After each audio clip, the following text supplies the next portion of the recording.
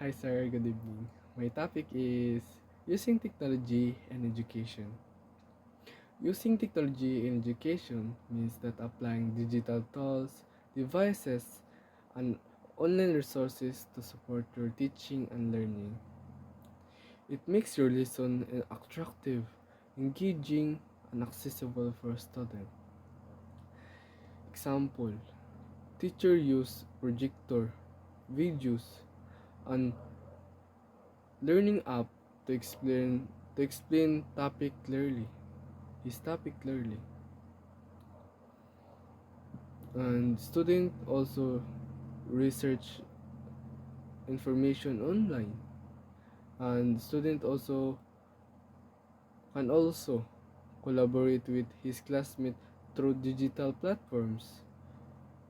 And they can learn their own piece in online.